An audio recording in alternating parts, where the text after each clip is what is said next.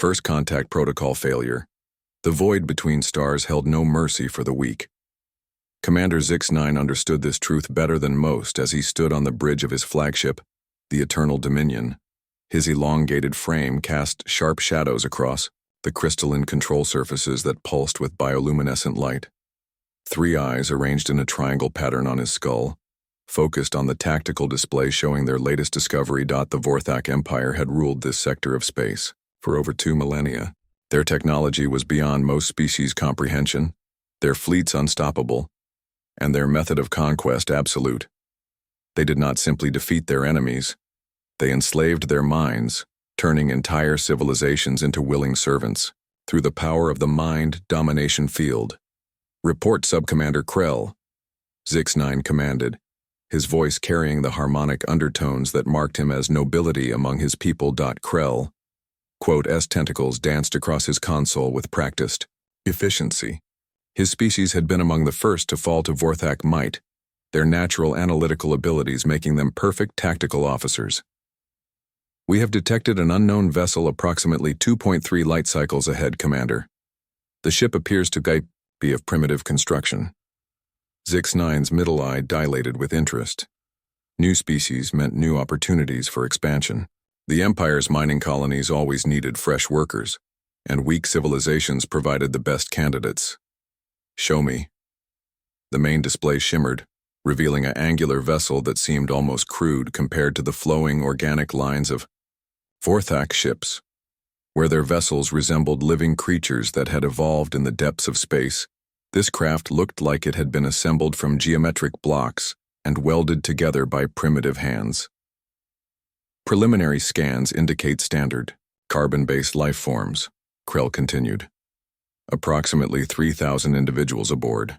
The vessel designation appears to be U.S. Resilience in their primitive script. U.S., Zix-9 mused. United Earth ship, perhaps?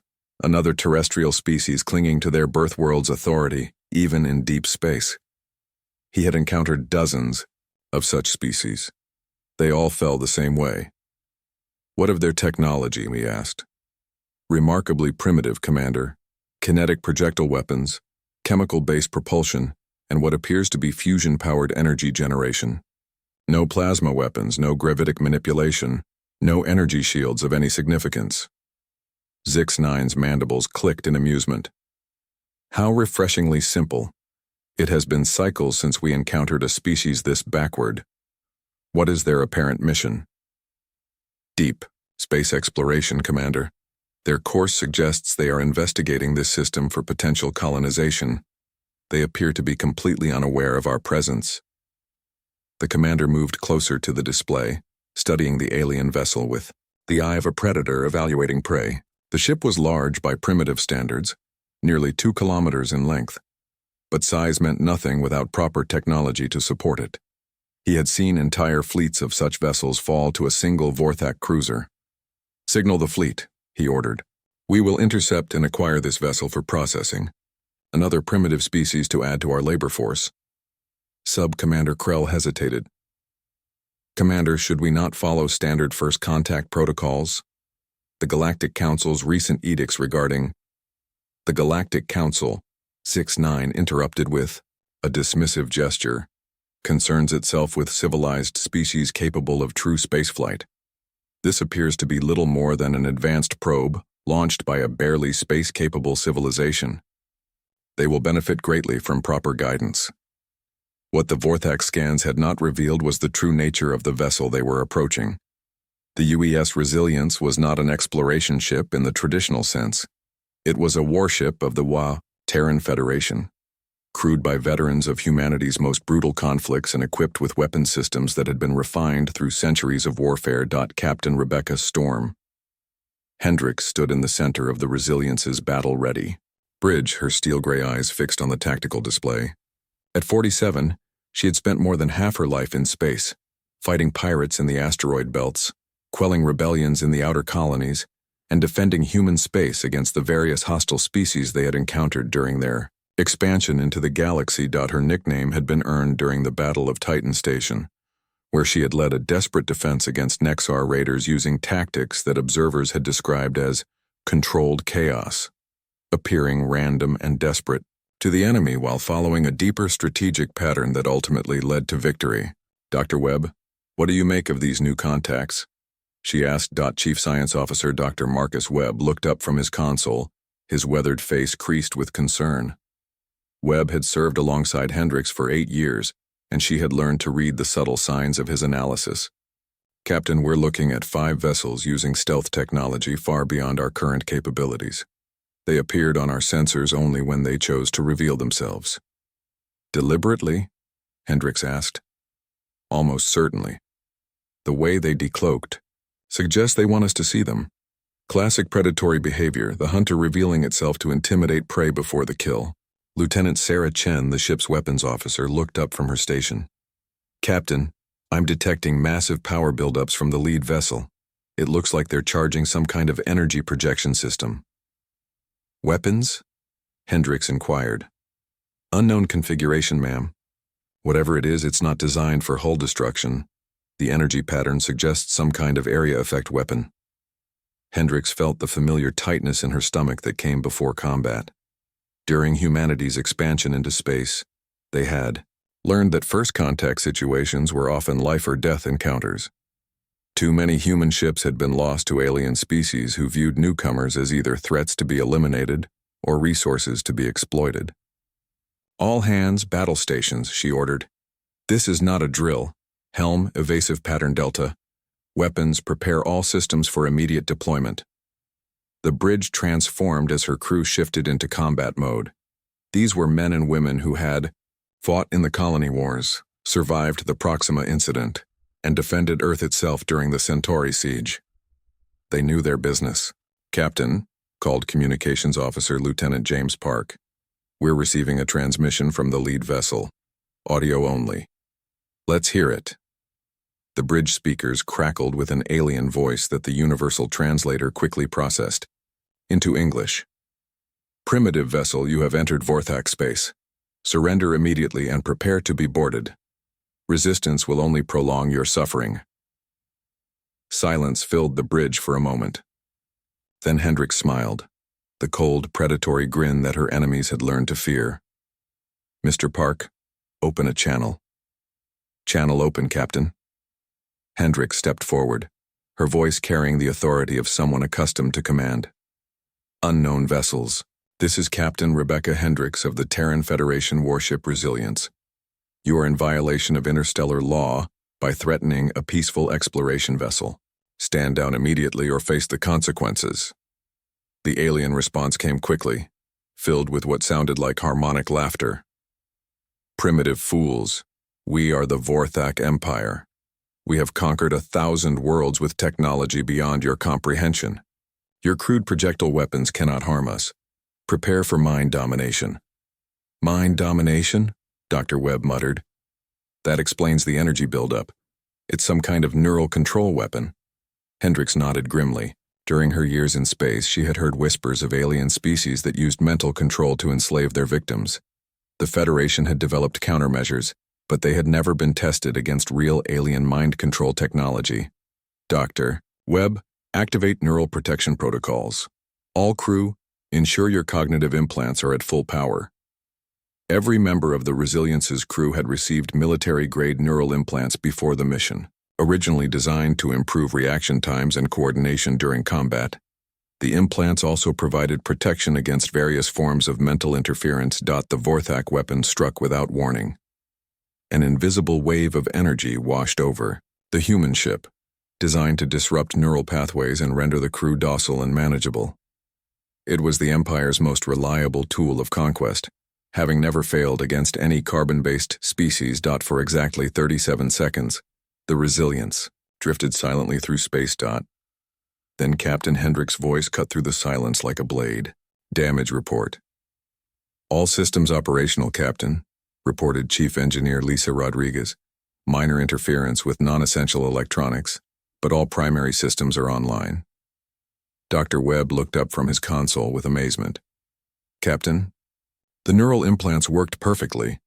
The alien weapon was designed to disrupt natural brain chemistry, but our artificial neural networks filtered out the interference. Commander Zix-9 stared at his display in disbelief.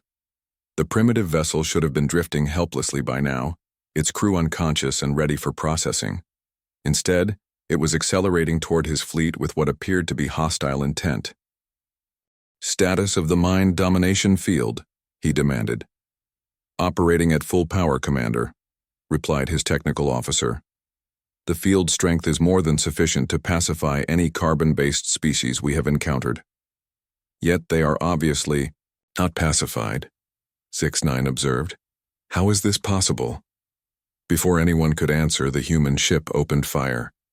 But instead of the crude energy weapons the Vorthak expected, streams of metal projectiles erupted from the Resilience's weapons ports. Each projectile was a tungsten core penetrator, accelerated to tremendous velocity by magnetic field manipulation. A railgun system that human engineers had perfected over centuries of warfare. The first salvo struck the Eternal Dominion's energy shields and passed through them as if they weren't there. Vorthak defensive systems were designed to deflect and absorb energy-based attacks, but they offered no protection against solid matter moving at relativistic speeds. The tungsten rounds punched through the organic hull like bullets through paper, causing massive decompression and structural damage. Emergency alarms wailed throughout the ship as Zix-9 struggled to understand what had happened. "Damage report," he commanded. "Direct hits to sections 7 through 12, his damage control officer reported. "Hull breaches on multiple levels. The energy shields provided no protection whatsoever." "Impossible," Zix-9 said. "Our shields can stop plasma cannons and particle beams. How can primitive projectiles penetrate them?" "The shields deflect energy, Commander," Krell replied grimly. "These weapons fire solid matter. Our defenses are useless against them." Across the Vorthak formation, similar scenes of destruction played out. The Swift Conqueror took multiple hits that tore through its bioneural processing center. The Star Crusher lost its entire port weapons array to a single railgun round that passed completely through the ship. The Mindrender suffered catastrophic decompression when 3 penetrators breached its command section. Captain Hendricks watched the tactical display with professional satisfaction. "Target the lead ship's weapon systems. I want them disabled, not destroyed." "Aye, Captain," Chen replied, adjusting her targeting parameters. "Precision strikes on their energy projectors." The next wave of railgun fire was surgically precise, destroying the Vorthak ship's ability to fight back without causing fatal damage. It was a demonstration of the tactical precision that had made human forces feared throughout their expansion into space. "Captain," Dr. Webb reported, "I'm detecting massive power failures across their fleet. The kinetic impacts appear to have damaged their primary control systems."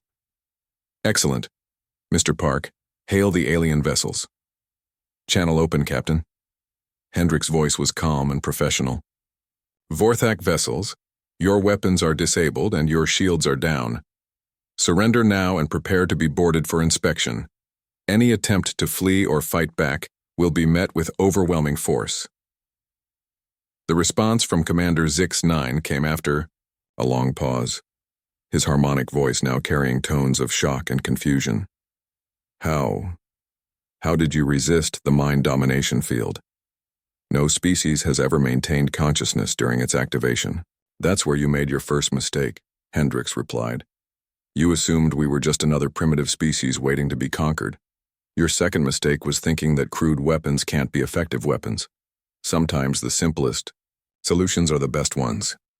She turned to her tactical officer. "Lieutenant Chen, prepare boarding parties. I want to know everything about this Vorthak Empire. How many worlds they've conquered, what happened to the species they've enslaved, and what other threats might be out there." "Aye, Captain. Marine units are suiting up now." As the first human boarding pods launched toward the disabled Vorthak ships, Hendricks reflected on the encounter. The aliens had been right about human technology being primitive by galactic standards. Railguns and chemical explosives were crude compared to energy, weapons and exotic matter manipulation. But the Vorthak had made a critical error in their assessment. They had assumed that primitive technology meant primitive tactics and primitive people.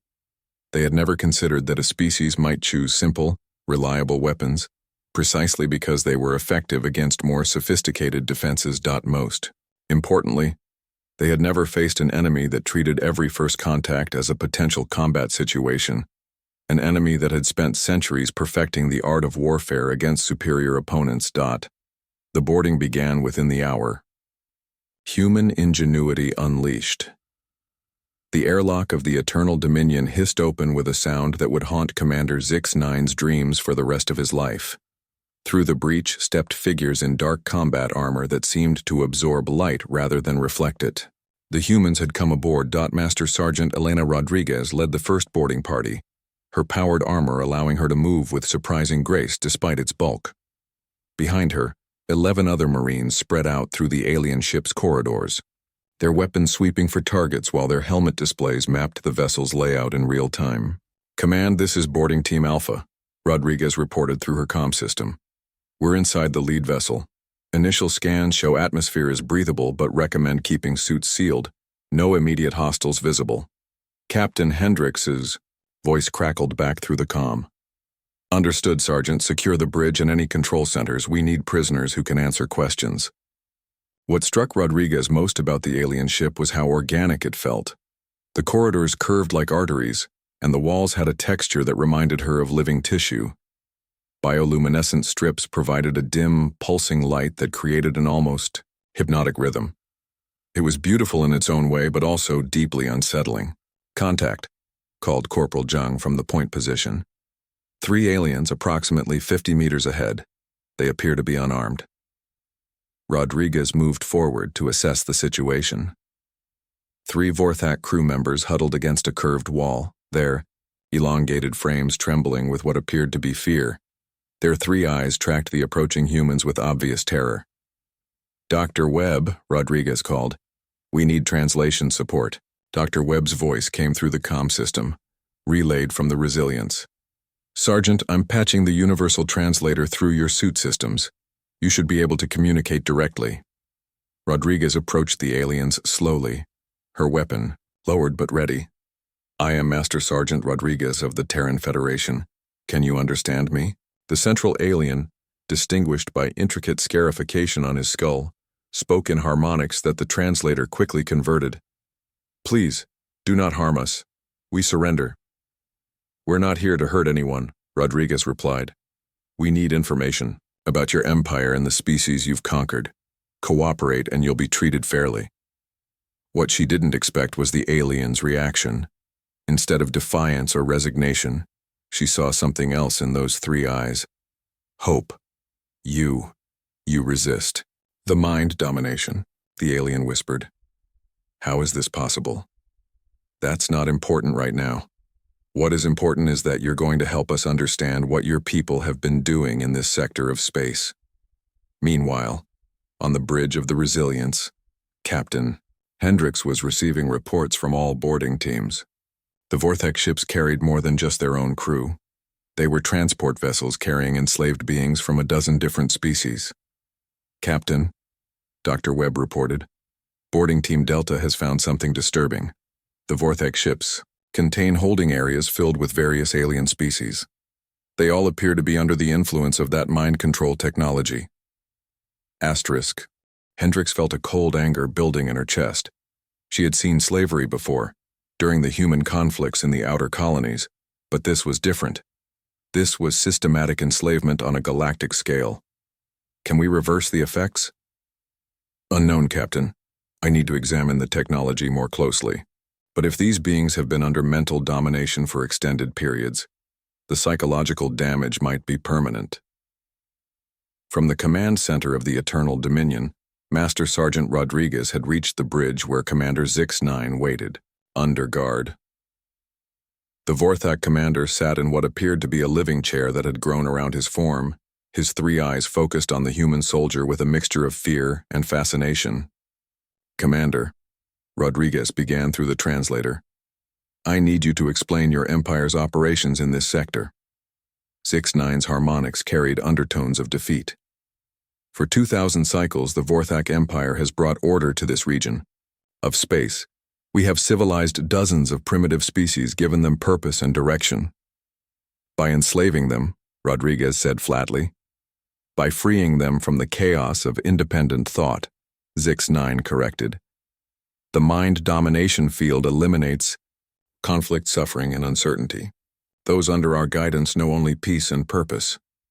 Rodriguez had to resist the urge to strike the alien. Instead, she activated her suit's recording system. List the species you've conquered and the locations of their homeworlds. As the interrogation continued, Captain Hendricks made a decision that would reshape the balance of power in this sector of space. She opened a ship-wide communication channel. All hands, this is the captain. What we've discovered here changes everything. The Vorthak Empire has been using mind control technology to enslave entire civilizations. We're not just dealing with hostile aliens. We're looking at systematic genocide on a galactic scale. She paused, letting the weight of her words sink. However, we also have an opportunity. Our neural implants make us immune to their primary weapon. We can fight them where others cannot. We can free the species they've enslaved and establish humanity as a liberating force in this region of space. Dr. Webb looked up from his console. Captain, I've been analyzing the mind control technology. It's sophisticated, but it has weaknesses. The field requires constant reinforcement to maintain control. If we can disrupt their transmission networks, the enslaved beings might recover their free will. How long would that take? For recent victims, possibly days or weeks. For those who have been enslaved for years, it could take months or might not be possible at all. Hendricks nodded grimly. Then we'd better get started. Over the next several hours, the true scope of the Vorthak Empire became clear. They had conquered 47 different species across nearly 100 star systems. Their method was always the same: appear with overwhelming technological superiority, demonstrate their mind control weapons, and offer the choice between mental slavery or physical destruction. Every species had chosen slavery. But as the humans continued their investigation, they discovered something else. The Vorthak themselves were not the original architects of this empire. They had once been free beings who had encountered an even more advanced species called the Eternal Ones. When the Vorthak proved resistant to conventional mind control, the Eternal Ones had used a different approach. They had convinced the Vorthak that enslaving others was a noble calling, a way to bring order to a chaotic galaxy. Captain, Rodriguez reported from the alien bridge, you need to hear this. The communication channel crackled as Commander Zix-9's translated voice filled the bridge of the Resilience. Your species interests me, human. In all our conquests, none have resisted the mind domination field. How did you achieve this immunity? Captain Hendricks considered her response carefully. We learned long ago that relying on natural abilities alone isn't enough to survive in a hostile universe. We augment ourselves with technology, but we never let that technology replace human judgment and adaptability. Fascinating, Zix-9 mused. Perhaps your species would be worthy of joining the Empire as partners rather than slaves. That's not going to happen, Hendricks replied firmly. But I am curious about something. You mentioned bringing order to chaos, civilizing primitive species. Who taught you that this was necessary? There was a long pause before Zix-9 answered. The Eternal Ones showed us the truth. They revealed that lesser species suffer when left to their own devices. We bring them peace. And what did the Eternal Ones get in return for this wisdom? Another pause, this one even longer. They ascended to a higher plane of existence. They no longer require material concerns. Dr. Webb looked up from his analysis with alarm. Captain, I think we've been looking at this wrong. The Vorthak aren't the real enemy here. They're victims too, just controlled through ideology rather than direct neural manipulation. Hendricks felt the pieces falling into place. The Eternal Ones created a self-sustaining system. They convinced the Vorthak that slavery was noble, then disappeared, leaving them to do the work of conquest. The Vorthak think they're heroes.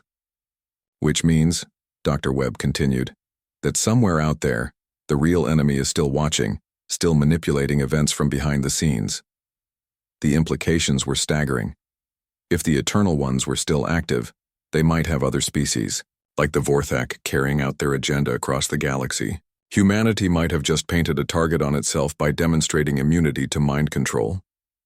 Captain, reported Lieutenant Chen, I'm detecting long-range communication signals from the Vorthak fleet. It looks like they're trying to contact their command structure. Block those transmissions, Hendricks ordered.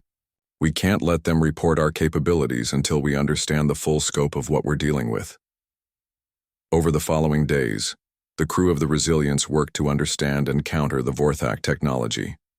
They discovered that the mind control network relied on quantum-entangled communication nodes that could transmit the domination field across vast distances. Destroying these nodes would free the enslaved populations, but it would also alert the entire empire to humanity's presence. The decision came down to a choice between safety and doing what was right. Captain Hendricks made her choice on the morning of the 4th day. All hands, this is the captain. We came out here to explore new worlds and seek out new life. What we've found is a galaxy where freedom is a luxury that most species can't afford. We have the power to change that. She paused, looking out at the stars through the bridge viewport. We're going to free every enslaved world in this sector. We're going to dismantle the Vorthak Empire's control network and give these species back their free will.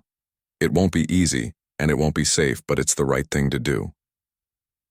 The crew of the Resilience responded with determination that would have made their homeworld proud. They had come to the stars as explorers and found themselves called to be liberators. The war for galactic freedom was about to begin, and humanity would not stand alone. As word of their actions spread, freed species began joining the fight, each bringing their own unique abilities and perspectives to the conflict. The Vorthak had made their fatal mistake when they assumed that primitive technology meant primitive people.